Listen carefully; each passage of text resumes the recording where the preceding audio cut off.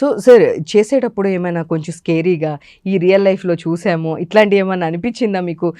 Narration జరిగేటప్పుడు story అంటే మాకు చూసినప్పుడు నిజంగానే జనరల్‌గా లేడీస్‌కి బయట జరిగే సిట్యుయేషన్స్ ఇట్లాంటియన్నీ కొన్ని కనెక్ట్ అయ్యాము మీరు చెప్పినట్లు.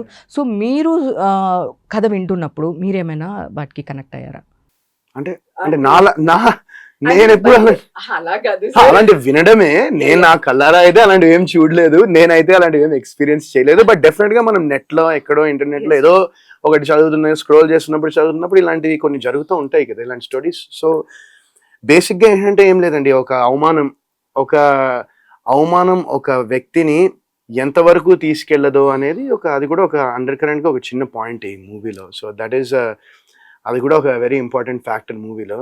అండ్ దాని గురించి ఎక్కువ రివీల్ చేస్తే బాగుంటుంది, మీరు చూస్తే బాగుంటుంది. చూస్తే కనుక దీంట్లో లేడీస్ గురించి కొంచెం ఎక్కువ తీసుకున్నట్టు అనిపించింది. ఎట్ ప్రెసెంట్ డేస్లో మొన్న మాట్లాడుతూ కూడా గాంధీజీ గారు చెప్పినట్లు నైట్ టైం తిరిగే పరిస్థితి ఎట్ ప్రెసెంట్ లేదు, చాలా సిచ్యువేషన్స్లో ఎప్పుడు ఎలా ఉంటుందో తెలియట్లేదు అన్నప్పుడు. సో ఆ లేడీస్ కార్నర్ అనేది కూడా నాకు కొంచెం మన మూవీలో కనిపించింది. డెఫినెట్ గా ఈ సినిమా తప్పకుండా అండి లేడీస్కి అయితే ఖచ్చితంగా చాలా బాగా నచ్చుతుంది అనుకుంటున్నాను ఈ cinema. And I think that చాలా బాగా కనెక్ట్ కూడా అవుతారు ఈ సినిమాకి అనుకుంటున్నాను. And at the same time ladies అనే కాదు, ఈవెన్ కొంచెం ఎల్డర్లీ పీపుల్ కూడా, ఎందుకంటే ఈ సినిమాలో ఒక చాలా మంచి ఎమోషనల్ టచ్ కూడా ఉంటుందండి. ఇప్పుడు నా సినిమాల్లో ఇప్పుడు ఒక కొత్త బంగారు లోకం సినిమా తీసుకుంటే అందులో నీ ప్రశ్నలు నీవే అనే పాట ఎంత ఇప్పటికీ కొంతమంది ఆ సాంగ్, చాలా మంది, కొంతమంది కాదు, ఇప్పటికీ వింటూ ఉంటారు ఆ సాంగ్. సో ఆ సాంగ్ మనము స్క్రీన్ మీద చూసినప్పుడు ఎంత ఎమోషనల్ ఫీల్ అవుతామో, ఇందులో కూడా మా పంచ ప్రాణాలే అనే పాటని చంద్రబోస్ గారు పాడడం జరిగింది. సో ఆయన అద్భుతంగా, ఆయన ఎంత ఫీల్ అయ్యి పాడారంటే ఆ సాంగ్ని మీరు 10వ తారీఖున మీరు స్క్రీన్ మీద గనక చూస్తే డెఫినెట్గా ఆ ఎమోషన్కి అయితే చాలా బాగా కనెక్ట్ అవుతారని నేను అనుకుంటున్నాను. సో ఐ హోప్ దట్ ఆ సాంగ్ మాది నీ ప్రశ్నలు నీవే అనేది ఎంత రేజ్ క్రియేట్ చేసిందో ఈ సినిమా రిలీజ్ అయిన తర్వాత ఈ పాట కూడా అంత బాగా రీచ్ అవ్వాలి జనాలకని నేను కోరుకుంటున్నానండి.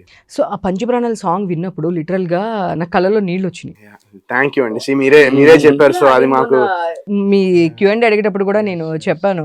సో సాంగ్ మీరు ఆ రోజు ప్లే చేసినప్పుడు అది వినిన తర్వాత లిటరల్గా ఆ సాంగ్ విన్నాక కళ్ళలో నీళ్ళు వచ్చినాయి మాకు. వెరీ గ్లాడ్ దట్ మీరు అంత కనెక్ట్ అయ్యారు సాంగ్ అంటే, మాకు చాలా హ్యాపీగా ఉందండి. అండ్ అది ఏంటంటే ఒక లిరికల్ వీడియో మీరు చూడడం జరిగింది. సో సినిమాలో ఆ ఎమోషన్, ఆ మూమెంట్, అది డెఫినెట్ గా ఇంకా మంచి, చాలా డెప్త్ ఆఫ్, చాలా ఎమోషనల్ గా ఉంటుందని మాత్రం నేను నమ్ముతున్నానండి. ఆపుకోలేకపోయాను. ఆ సాంగ్ కూడా చంద్రబోస్ గారే పాడింది. ఎస్ అది చూసినప్పుడు కూడా చాలా ఎమోషన్ అయ్యాయి. నాకు తెలిసి లేడీస్ ఇంకా బాగా ఎక్కువ కనెక్ట్ అవుతారు అనిపించింది. సో మీరు చెప్పండి, ఆ సాంగ్ విన్నప్పుడు ఫస్ట్ టైం మీరు ఎలా ఫీల్ అయ్యారు? అసలుకి నాకు ఫస్ట్ టైం వినగానే చాలా బాగా నచ్చిందండి సాంగ్. నాకు కూడా చాలా హార్ట్ టచింగ్గా అనిపించింది. ఫస్ట్ ఆ లిరిక్స్ కానివ్వండి, అంటే ఒక ఒక ఒక బిడ్డని పెంచుకున్నప్పుడు ఎంత ప్రేమతో పెంచుతారు, అంటే ఒక ఒక చిన్న ఈగని కూడా, వాళ్ళని కూడా కొంతమంది పెంచుకుంటారు బిడ్డల్ని. సో అలాంటి దానిలో అండ్ మా సినిమాకి సంబంధించిన ఆ సందర్భంలో ఏ సిచ్యువేషన్లో ఆ సీన్ వస్తుందనే దానికి ఇట్స్ బ్యూటిఫుల్లీ స్వర్ణ మాస్టర్ గారు కొరియోగ్రఫీ చేశారు సాంగ్. సో ఆవిడ కూడా చాలా, అందరూ ఆ సాంగ్ అప్పుడు అందరూ ఒక ఎమోషన్, ఒక ట్రిప్లో ఉండే, బేసిక్గా ఆ సాంగ్ చేసినప్పుడు అందరూ ఒక ఫీల్లో ఉండి చేశారు ఆ సాంగ్. ఈవెన్ ఆ ఊర్లో ఉండే, ఆ విలేజ్లో ఉండే పర్సన్స్ అందరూ కూడా, పీపుల్ అందరూ కూడా చాలా అంటే రియల్ అక్కడ ఉండే విలేజ్లో ఉండే పీపుల్తోనే షూటింగ్ కూడా చేశాం మేము. సో వాళ్ళు కూడా చాలా ఎమోషనల్గా ఫీల్ అయ్యి చేయడం జరిగిందండి పాట. అది ఎస్పెషల్లీ చంద్రబోస్ గారు పాడడం అనేది మేము ఆశ్చర్యపోయాము. సో దాన్ని ఎట్లా ఒప్పించారు ప్రొడ్యూసర్ గారు, మీరు చెప్పండి. నేను ఆయన గురించి చాలా వెయిట్ చేసిన. ఫస్ట్ అయితే కాదమ్మా, నేను బిజీ ఉన్నా, నాకు అప్పటికి ఆస్కార్ వచ్చేసింది సార్కి, అన్ని యుఎస్ఏలో ప్రోగ్రామ్స్ అన్నీ బిజీ, లేదు సార్ ప్లీజ్ రిక్వెస్ట్, చాలాసార్లు. ఒకరోజు ఫోన్ చేసి సర్ప్రైజ్ ఇచ్చేసిండు మాకు, జగదీష్ గారు రేపు పెట్టేసుకోండి అని. నేను అంటున్నాగా ఆ రోజు మా ఆనందానికి అది లేదనుకుని వచ్చేసిండు. సాంగ్ పాడినాక కంటతడి పెట్టిండు ఆయన కూడా, నన్ను గట్టిగా దగ్గర తీసుకొని అది చేసి, మా సుభాష్ ఆనంద్కి, మళ్ళీ రైటర్కి, డైరెక్టర్కి, చాలామందికి, మేము కూడా, అంటే ఆ సాంగ్ ఎప్పుడిన్నా నా కంట్లోకి నీళ్ళు వస్తుంది. ఎందుకంటే నాకు 2 కూతుర్లు, నాకు కూడా ఒక అబ్బాయి 2 కూతురు నాకు. ఆ ఊర్లో కూడా ఆ సాంగ్ షూట్ చేస్తుంటే నేను చూడలేకపోయినా, వెళ్ళిపోయినా షూటింగ్ దగ్గర పక్కకి అక్కడ దూరం వెళ్ళిపోయి కూర్చొని పోయినా. ఎందుకంటే అటువంటి సీన్ చూడలేను నేను. నాకు ఒకటిసారి నాకు ఆడపిల్లలు అంటే నాకు చాలా ఇష్టం ఆడపిల్లలు. ఎందుకంటే దేవతలతో సమానం ఆడపిల్లలు.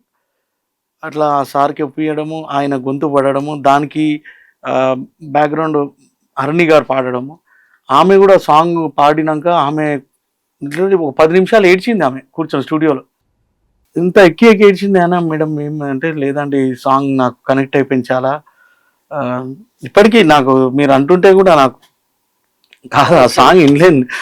చాలా హార్ట్‌ఫుల్ సాంగ్ అది. ఇంకా దీనిలో ఇంకా డిఫరెంట్ ఎలిమెంట్స్ అంటే ఏముంటాయి? దీనిలో ఏమన్నా కక్ష సాధింపు గురించి గాని, ఇలాంటివి ఏమన్నా ఇంకేమన్నా కొన్ని ఉన్నాయా? అంటే ఇప్పుడు మీరన్నారు ఒక రివెంజ్ అనేది 100% ఉంటుంది. ఎందుకంటే ఇప్పుడు తన ఫ్యామిలీలోనే ఈ కాశీ అనే వ్యక్తి ఫ్యామిలీలోనే ఒక హత్య జరుగుతుంది తనకి. సో ఇంకా అతను ఇంకా నెక్స్ట్ అతను he takes it in his own hands and how he goes about it, house he go about it అనేది ఇస్ డెఫినెట్ గా అది ఉంటుంది. రివెంజ్ అనేది కొంచెం ఉంటుందండి సినిమాలో. దీంట్లో మేమన్నా కామెడీ ఎక్స్‌పెక్ట్ చేయొచ్చా? Only out and out comedy చాలా తక్కువ అండి. కొద్దిగా లేదండి. ఇది Light this is not a comedy film అండి. దిస్ ఒక ఇంటెన్స్ డ్రామా ఇది. ఓకే. సో యా, సో అంటే ఇప్పుడు అన్నీ ఇవే హిట్ అవుతున్నాయి కాబట్టి ఆడియన్స్ పల్స్ పట్టుకున్నారా మీరు కూడా? అలా ఏం లేదండి. నేను నాకు వచ్చే కథల్లో నాకు నచ్చిన కథ సెలెక్ట్ చేసుకున్నా అండ్ అందులో ఈ కథ నాకు డైరెక్టర్ ఆర్యన్ చెప్పంగానే నాకు ఈ కథ చాలా బాగా నచ్చింది. అండ్ ఐ థాట్ దట్ ఇప్పుడు ప్రెసెంట్ ఉన్న సిచ్యువేషన్కి అండ్ ఇప్పుడు ప్రెసెంట్ ఉన్న దానికి I think people will connect to this film అని నాకు అనిపించి నేను చేయడం జరిగిందండి. సో జనరల్‌గా చూస్తే మనం ఎప్పుడు ఓటీటీస్‌లో గాని, వీటిలో గాని ఇప్పుడు ఉన్నట్లో డెఫినెట్‌గా ఇలాంటి ఆటికి కొన్ని చేజింగ్ ఇలాంటివి ఉన్నవి. ఎట్లా వీటిని ఎలా జరిగింది ఇదంతా చూడడానికి కొంచెం క్యూరియాసిటీ జనాలు చూపిస్తున్నారు. డెఫినెట్ గా అండి. ఇదైతే డెఫినెట్ గా ఓటీటీలో అయితే ఇంకా అసలు ఐ థింక్ మాక్సిమం చాలా మంది చూస్తారని నేను నమ్ముతున్నా. బట్ అది థియేటర్ కూడా 10వ తారీఖు వచ్చి చూస్తే మేమందరం ఇంకా చాలా సంతోషంగా ఉంటాము. జగదీష్ గారు లాంటి వాళ్ళు ఇంకా కొన్ని సినిమాలు చేయొచ్చు, ఆర్యన్ లాంటి డైరెక్టర్లకి ఇంకా కొన్ని సినిమాలు చేయొచ్చు. And that's the main thing that we're hoping for, that 10వ తారీఖున థియేటర్కి వచ్చి ఈ పైరసీలు ఇలాంటివి ఎంకరేజ్ చేయకుండా థియేటర్కి వచ్చి ప్రేక్షకులు సినిమా చూస్తే మేమందరం చాలా సంతోషంగా ఫీల్ అవుతాం. అండ్ అలాగే మా సినిమాని ఏషియన్ సినిమాస్ నైజాం అంతా ఏషియన్ సినిమాస్ డిస్ట్రిబ్యూట్ చేయడం జరుగుతుంది. So it's wear so thankful. మంచి బ్యాకింగ్ దొరికింది బేసిక్గా సినిమా రిలీజ్కి. సో యా, సో 10వ తారీఖున రిలీజ్ ఉంది. మేమందరం ఈగర్లీ వెయిటింగ్. అసలు డెఫినెట్‌గా ఈసారి గట్టిగా కొడతారనిపిస్తుంది. So content quality first thing.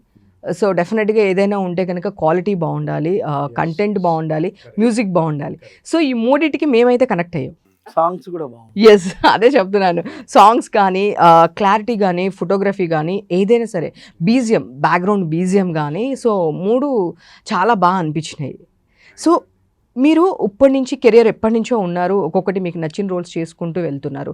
So choosing మీరే చూసుకుంటారా? స్టోరీస్ ఇంకెవరిదేదో డిస్కస్ చేస్తారు? లేదండి, నేనే చూసుకుంటాను స్టోరీస్. యా, అంటే ఆబ్వియస్గా కథ విన్నాక కొంతమంది నా ఫ్రెండ్స్కి కానీ అలా నా చుట్టుపక్కల నా క్లోజ్గా ఉన్న వాళ్ళకి కొంతమందికి నేను ఖచ్చితంగా ఇలా ఉంది, మనం మొత్తం డీటెయిల్గా నేను విన్న నేరేషన్ చెప్పను, బట్ మామూలుగా ఇలా ఉంది కథ అని చెప్తాను అంతే. But at the end of the day call తీసుకున్నది నేనే. ఎందుకంటే at the end of the day it's my life కాబట్టి నేను కాల్ అయితే నేనే తీసుకుంటాను. బట్ డెఫినెట్లీ ఇప్పుడు కొంతమంది నాకు సజెషన్స్ ఇచ్చేవాళ్ళు, if the suggestion is good I'll definitely try to incorporate it. If the suggestion I don't like it, I'll say okay, లేదు నేను ఇలా అనుకుంటున్నాను అని అనుకుంటాను. So at the end of the day decision is mine. Yours. Super sir.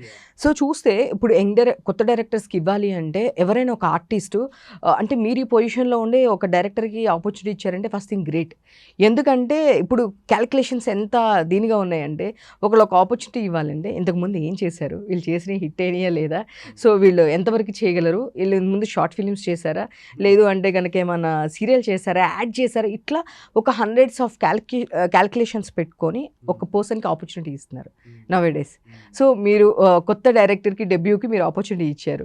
అలా నేను అనుకోనండి, ఎందుకంటే నాకే వాళ్ళు ఆపర్చునిటీ ఇచ్చారు అనుకుంటాను. ఎందుకంటే ఒక మంచి సినిమాలో ఒక మంచి పాత్రకు వాళ్ళు నన్ను అనుకుని ఇలా వరుణ్ సందేశ్ అనే వ్యక్తి ఈ క్యారెక్టర్ని చేయగలదని అనుకుని నన్ను సెలెక్ట్ చేసుకున్నానంటే ఇట్స్ నిజంగా అది I'm thankful to all the producers, all the directors I work with. And మీరు అలా అన్నారు కానీ మీరు నా కెరియర్ చూస్తే స్టార్టింగ్ నుంచి కూడా మ్యాక్సిమం నేను డైరెక్ట్ చేసిన వాళ్ళు డెబ్యూటెంట్ డైరెక్టర్స్తోనే, ఫస్ట్ టైం డైరెక్టర్స్తోనే నేను చేయడం జరిగింది. సో మేబీ అందులో 4-5 ముగ్గురు నలుగురు మేబీ ఎక్స్పీరియన్స్ డైరెక్టర్స్. బట్ ఓవరాల్గా నేను చేసిన ఒక ఆల్మోస్ట్ 25 and 30 నేను చేసిన గెస్ట్ అపిరెన్స్లు కూడా కలిపితే ఒక 30 సినిమాలు పైనే చేశాను.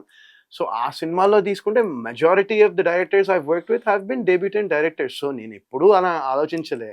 I think at the end of the day ఒక మంచి కథ వస్తే 100% you know I would love to be a part of it.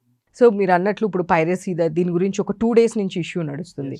ఎంత క్లియర్గా అంటే పోలీసులు ఎంతో కష్టపడి వాళ్ళని ట్రాక్ చేసి సిపి ఆనంద్ గారు ఒక మీట్ పెట్టి మేము ఇలా చేశామంటే వాళ్ళు ఎంతో ఈజీగా మా దగ్గర ఇన్ని కోట్ల మంది డేటా ఉంది, మీరు కనుక ఏదైనా ఒకసారి పూల్ చేస్తే మేము ఈ డేటా అంతా బయట పెడతాము అనే అంత దీనిగా తయారైంది. యాక్చువల్గా ఇండస్ట్రీ పెద్దలు అందరూ దిల్ రాజు గారి దగ్గర నుంచి ప్రతి ఒక్కళ్ళు వెళ్ళి సినిమా ఇండస్ట్రీ చాలా ఇబ్బంది పడుతుంది ఈ పైరసీ వలన.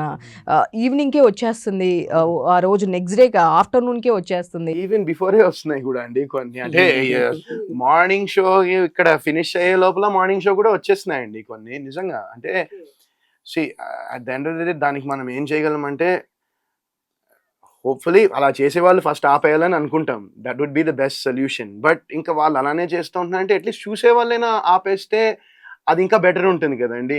లైక్ యూనో ఒక సినిమా కిల్ కాకుండా ఉంటుంది. సినిమాని ఇప్పుడు అందులోనే చూసి అందులోనే చేశారంటే ఇంకా ఆబ్వియస్గా అది ఇంకా దానికి మేమేం చేయగలం చెప్పండి మీరే. లైక్ ఇంత కష్టపడి, ఇంత ప్రేమించి, ఇంత ఎఫర్ట్స్ పెట్టి, రాత్రులు పగళ్ళు కష్టపడి ఒక ప్రోడక్ట్ని మేము చేయడానికి ప్రయత్నిస్తాం. అండ్ నా గురించి కాదు, ప్రతి సినిమా చేసే వాళ్ళందరూ 100% ఎఫర్ట్ పెట్టి ఒక సినిమా మంచి విజయం సాధించాలని సినిమా చేస్తారు. బట్ అలాంటిది ఇంకా ఫస్ట్ డేనే ఇలా వచ్చేస్తూ ఉంటే ఇంకా ఇట్స్ చాలా బాధ అనిపిస్తుందండి 100%. So but at the same time ఒక అద్భుతమైన సినిమాని 100% మన తెలుగు ప్రేక్షకులు వచ్చి థియేటర్లోనే చూస్తారని కూడా ఒక కాన్ఫిడెన్స్ ఉంటుంది. But this takes away little bit కదండి. కొంచెమైనా ఇది దీనివల్ల నెగిటివ్ జరుగుతుంది కదా. సో అది కొంచెం ఆగిపోతే కొంచెం బాగుంటుంది అనిపిస్తుంది. ఓజీ సక్సెస్ మీట్లో పవన్ కళ్యాణ్ గారు చెప్పారు, మా ఏడుపు తగులుతుంది అబ్బా. ఆయన మాటలు మాట్లాడుతుంటే చాలా ఇదిగా అనిపించింది నాకు. అలా మీరు చేయొద్దు పైరసీ, నేను ఎన్ని సంతకాలు పెట్టామంటే పైకి మెరుపుల ప్రపంచం కనిపిస్తుంది అంతే. సో అత్తారింటికి దారేది డైరెక్ట్గా నెట్లో రిలీజ్ చేశారు, దానికి మేము ఎన్ని కష్టాలు పడ్డామో, నేను ఎన్ని చెక్కులు సంతకాలు పెట్టారో నాకు తెలియదు. సో అలాంటివి చేయొద్దని చెప్పి పవన్ కళ్యాణ్ గారు లాంటి వాళ్ళు కూడా ఇబ్బంది పడ్డారని చెప్తే ఇంకా దానికి ఆఫ్టర్ ఆల్ మేము ఎంత అండి, అంతే కదా. 100% కరెక్ట్ అది.